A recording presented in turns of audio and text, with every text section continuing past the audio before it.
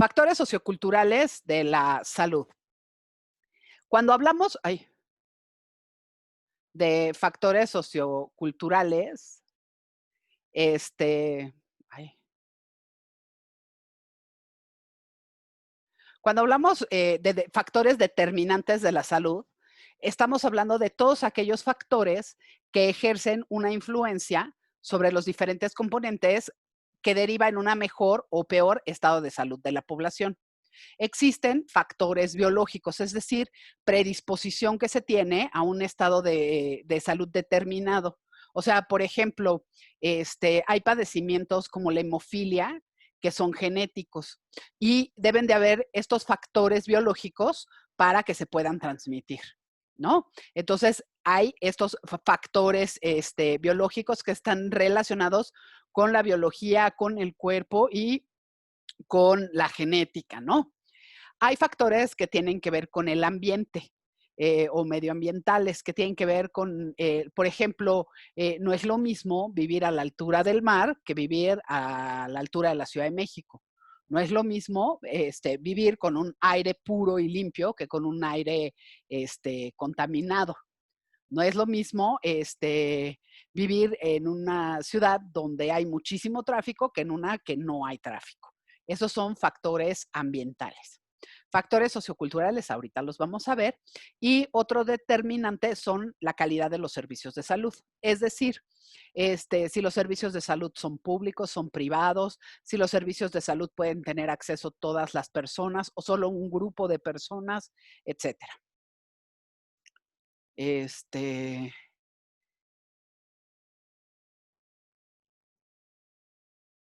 esta no sé por qué la puse aquí. Esta no va aquí. Vamos a hablar de factores socioculturales. Después vamos a regresar a esa gráfica que por alguna razón la puse en un lugar donde no va. Cuando hablamos de salud, hay un modelo, el modelo sistémico, no sé si lo conocen, es un modelo sistémico que fue desarrollado hace muchos años, más bien con una intención educativa. Tiene sus bases en el modelo sistémico y considera diferentes sistemas, este, diferentes sistemas que existen. El microsistema es el que corresponde al, al ciclo más cercano. O sea, es decir, es el círculo donde nacemos. O sea, por ejemplo, yo nazco en una familia y ahí me, me, me, me dan o me transmiten un patrón de actividades, interrelaciones, roles, la forma en la que se debe relacionar o la forma en la que nos invitan a que nos relacionemos, y es decir, esto está relacionado con el entorno más cercano, ¿no? Es nuestro microsistema, nuestra familia, donde nacemos, cuáles son las ideas de nuestros padres, de nuestros abuelos, de nuestros hermanos, etcétera. Después está el mesosistema, que comprende las relaciones entre dos o más entornos. Es decir, por ejemplo, la familia de mi padre más la familia de mi madre, cuáles son sus ideas, cuáles son sus creencias y de qué manera estas creencias influyen en mi vida. Por ejemplo, nosotros estamos hablando de cuestiones de salud. Este, Hay muchas personas que piensan que cuando tienen un problema de salud, pues le hablan a la abuela y la abuela le dice, tómate un tecito de no sé qué, ¿no? Por ejemplo, me duele la panza. Y entonces la abuela le dice, pues el té de manzanilla, por decir algo, ¿no? Es muy bueno. Entonces son las creencias que tiene esa familia. Pero, por ejemplo, si esa persona que normalmente le pregunta a la abuela qué puede tomar para un dolor de panza, se casa con una persona que está inmersa en un ambiente de médicos, que su padre es médico, su abuelo, su bisabuelo, etcétera, pues entonces van a tener como todas estas ideas sobre la salud, que te duele el estómago, vas a un médico y te haces unos análisis y preguntas y el médico te receta. Entonces, En ese sentido, el mesosistema implica o incluye la interrelación de dos o más entornos. El exosistema, que es un circulito más grande, se refiere a los propios entornos, o sea, uno o más, en los que las personas está incluida directamente, pero de que, o sea, que nos influencian directamente. Por ejemplo, la iglesia, o sea, si yo, si mis padres pertenecen a una iglesia y yo pertenezco a esa iglesia, ¿de qué forma se piensa en esa iglesia? No piensan igual los cristianos que los católicos, que los judíos, que los ateos, ¿no? Entonces, en ese sentido, este exosistema es el resultado de un entorno mucho más amplio donde estamos incluidos. Incluye la escuela, incluye la religión, incluye pues la comunidad, los clubes sociales, a todos estos entornos a los que más allá de si participamos o no, tienen una influencia en nosotros. Y el macrosistema, que tiene que ver con la forma o los marcos culturales o ideológicos que afectan o pueden afectar transversalmente a estos otros sistemas. Por ejemplo, los marcos culturales, los medios de comunicación, el gobierno, y todas estas ideas que se tienen en una cultura o en otra.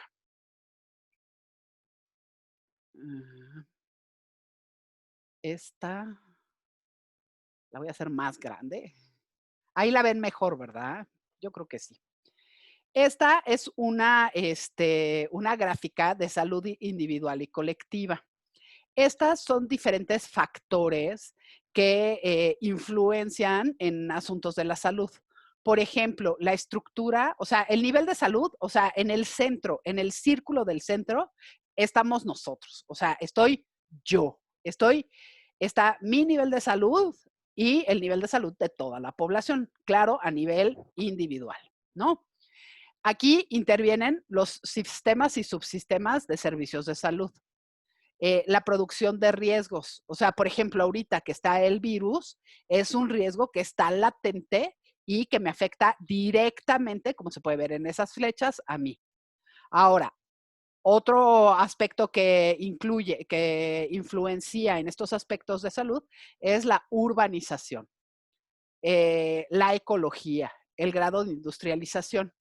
Y vienen características, ¿no? La estructura económica de la sociedad, modos y relaciones de producción, clases sociales, distribución de producción nacional, concentración económica, tipo y desarrollo económica, calidad ecológica del ambiente.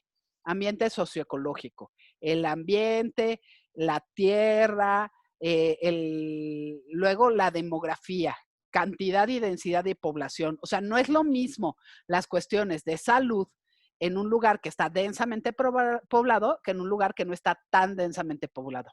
Ahora que escuchamos todas estas conferencias de prensa donde nos hablan de los servicios de salud, siempre hacen referencia a los servicios de salud por cada 100,000 habitantes. Entonces, ¿cómo estos servicios son, por ejemplo, puedes decir, no, pues en tal municipio del Estado de México, pues hay 2 clínicas del Seguro Social. Claro, pero hay 1,000,000 de habitantes. ¿Será suficiente 2 clínicas para 1,000,000 de habitantes cuando vamos a un pueblo y hay 2 clínicas para 50,000 habitantes? Entonces, no es lo mismo la densidad, influye en esto. La población, las características biológicas y genéticas de la población y la estructura sociocultural, que a esto le vamos a prestar más atención en esta presentación. ¿Cuáles son las relaciones sociales? El grado de participación en la vida social, el grado de participación en la salud, los hábitos y costumbres, las creencias, el nivel educacional, características culturales, etcétera. Y entonces vamos a ver qué cosas, ay, aquí me tapa esto, creo que lo puedo minimizar. Muy bien. ¿qué cosas me están influyendo? Uno, pueden influir como factores socioculturales. El grado de educación. Una persona que tiene o una población, cuando nosotros hacemos una investigación, el grado de educación está incluido dentro de todas las preguntas que hacemos o en muchas ocasiones. ¿Por qué? Porque esto nos va a dar una perspectiva del nivel de información y de educación que tienen las personas. Entre más educación, más acceso a la educación, pues hay diferentes es decir, no se quedan con las propias ideas y creencias que se han visto en el microsistema, sino van conociendo otras cuestiones y van ampliando la forma de pensar, ¿no? Y van conociendo la importancia de la salud. Además, con la educación a veces viene emparejado la capacidad de conseguir un mejor trabajo. Y con un mejor trabajo me estoy refiriendo a que muy probablemente pueda tener o no un seguro de salud, por así decirlo. El acceso a la salud. Bueno, en primer lugar, antes que la educación, vendría uno, la edad, ¿no? ¿Cuál es la edad de las personas que están contestando mis cuestionarios? ¿Y qué respuestas dan por grupo de edad? No es lo mismo que yo hable de un grupo de edad de 10 años, de 20 años, de 30 años, de 40 años. Hay compañeros de ustedes que hicieron los cuestionarios y claro, por condiciones actuales lo aplicaron en línea y les respondieron personas de 20 a 70 años de edad.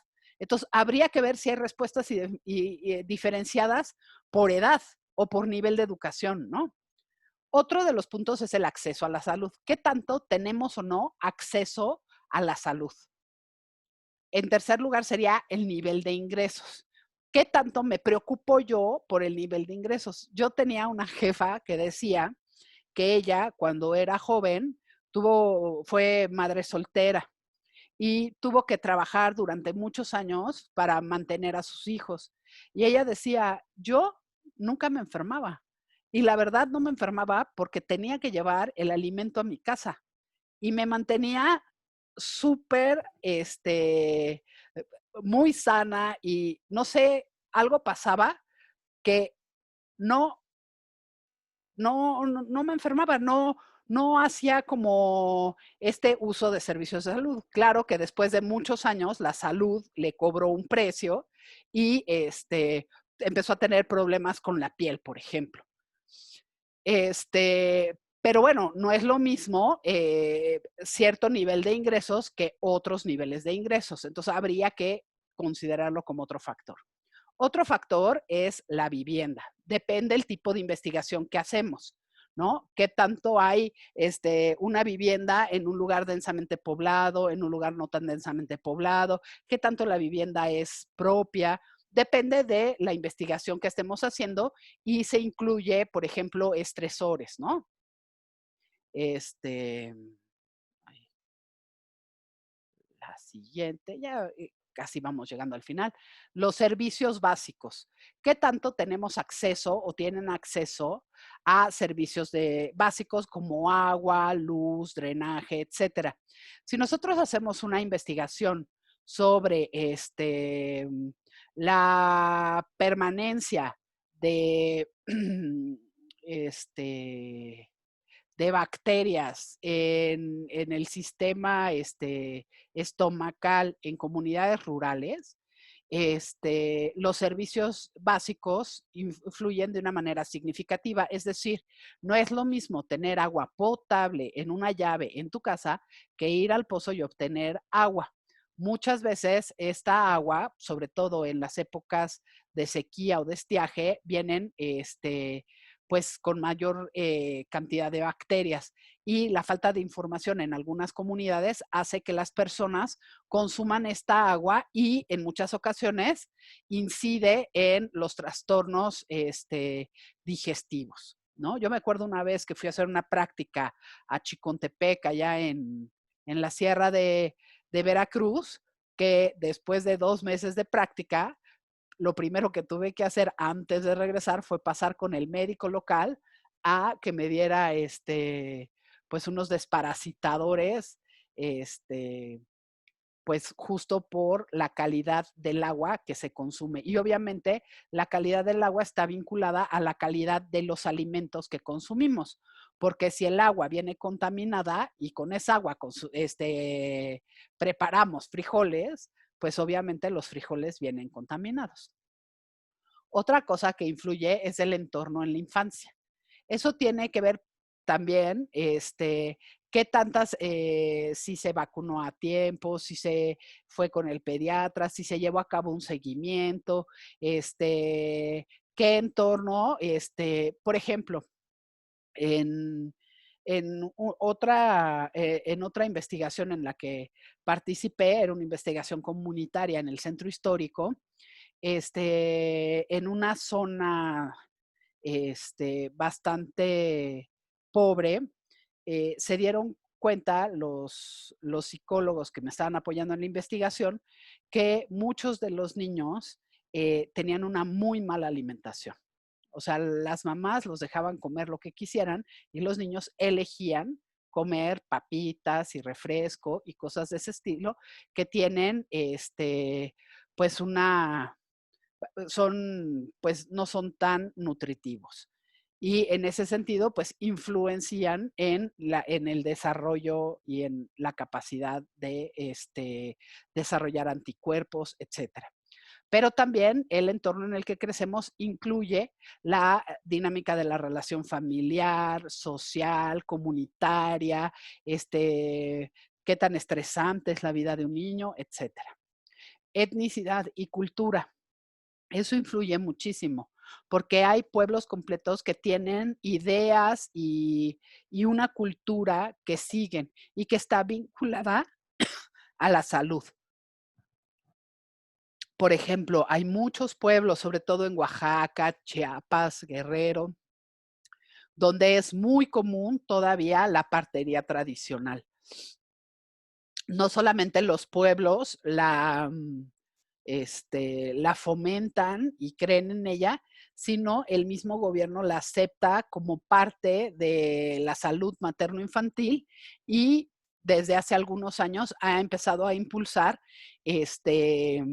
programas especiales para parteras. Es decir, si eso está tan relacionado con estas culturas, es importante brindarles a las parteras y los parteros tradicionales herramientas para que puedan hacer mejor su trabajo. En el grupo familiar y social, como les decía, pues tiene que ver un poco con las ideas y la cultura que tiene el grupo familiar y social. Uno de los puntos más importantes es el género. Esta es una categoría de análisis. Dentro de las referencias del módulo hay un libro de Marta Lamas donde vienen señalados algunos capítulos. En estos capítulos se hace referencia a cómo el género es una categoría que debe ser analizada y como una categoría así como la raza, la clase social, etcétera. En ese sentido, es muy importante analizar los resultados que obtenemos de nuestras investigaciones, interpretándolos por género. Por ejemplo, una de las compañeras que vi que estaba por ahí hizo un estudio que incluía las creencias relacionadas con el estudio, este, algo así como la colposcopía, como para ver el cáncer, la prevalencia del cáncer cervicouterino, ¿no? Más o menos, en pocas palabras.